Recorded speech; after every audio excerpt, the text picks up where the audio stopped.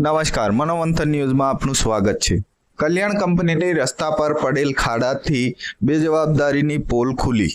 પાનમ પાટિયાથી લીંબડિયા સુધીનો રોડ બિસ્માર હાલતમાં જોવા મળ્યો।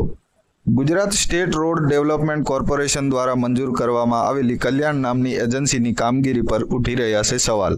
શું Gujarat state road development corporation દ્વારા મેન્ટેનન્સ કરતી કલ્યાણ નામની કંપની બેદરકારીના લીધે વાહન ચાલકો થઈ રહ્યા છે હેરાન?